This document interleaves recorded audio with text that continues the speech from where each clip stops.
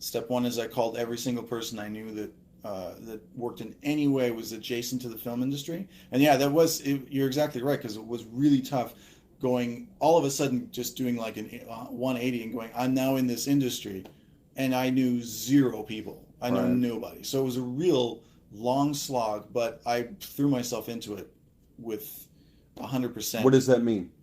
What You is threw yourself into it. I Well, mean, I got on the phone and I called everyone. I went down to all the colleges and all the universities that had film programs and put up posters and said, I'll work on your film for free.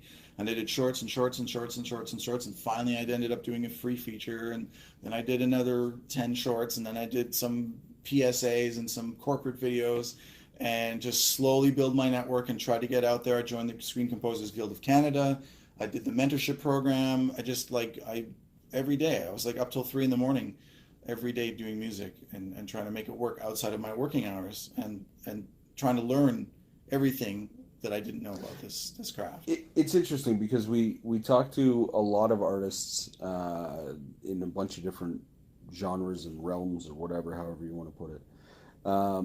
And we talk about how being an artist and the life of being an artist is different than your typical 9 to 5, whatever. Mm-hmm. But I think one of the things we don't touch on enough of is what the actual work is. Right. Right? Like everybody says, "Oh, I work my butt off. I work." He works his ass off to do, and you sit back and you go, "What?" Like, if you're a kid, basically, if you're a kid that has this visual ideas with music, but have no idea even what a film composer is, Right. how do you ever even find it, right? Yeah. So tell me about what the work is there. You're getting on the phone is one thing, Yeah. and calling the people up, but what does your day-to-day look like? Did you build a routine out of it? Did you set goals? Like, was it a thing that you wrote down, or Mm. was it just? So talk about that. So you want to know like what it was like back then, or Yeah. what it's like now? Either or, walk me through it. Maybe like tell me, maybe give me some of the things that you figured out early on that were nice starters, but then later on you figured out there's other ways to do it. You know what I Mm. mean? I mean, it's such a deep study because it involves so many different things. There's the whole like becoming a better storyteller, and being able to read the language of a film, and understanding, not on a surface level but on a very deep way, what the role of music is, which isn't, oh, let's, like, it can do this and it does all these basic things too, but it does something much more important, I think, in a lot of ways. So you can enhance a scene, you can make something more scary or more romantic and blah blah blah, all this kind of like surface level 101 kind of stuff. But then there's this idea of like what I call heavy lifting of music, which is how do you create an emotional resonance in someone in act one of something, so that you can capitulate on that emotion by playing the same music that worms its way into your head. You're going to remember it so well, and you're going to say something here, and then you're going to give them a different perspective over here, and they're going to have an emotional reaction because of that. They're going to understand something at a deeper level than they did if that music wasn't there helping them transition through that moment. We can tie two things together that can't be tied together in many other ways, right? Other than like the obvious actor says, well, this is because of this that happened in Act One or whatever, right?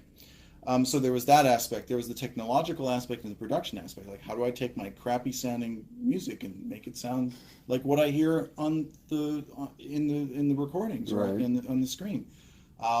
There's working with time code and trying to figure out the whole like all that aspect of it, and just like how do you get from the beginning to the end of this film, and deliver something to the filmmaker that they go, good to go, thanks for your work, and on to the next, right? So there's all that was a lot of it, and for the most part, I just kind of muddled my way through it, and met a lot How of. much of it felt like wasting time?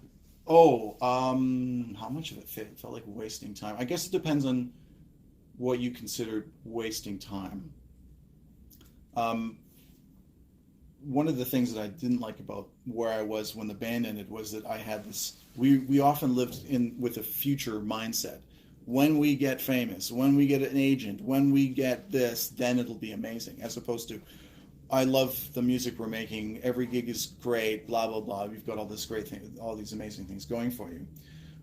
So one of the things I said to myself when I started down this path was, I never want to feel like that again. I always want to make sure that every single moment that I'm working on this, whether I win or lose, is going to be worth. I'm going to look back and go, it was all worth it. Right. So I've had that attitude since I began. Where did you find that?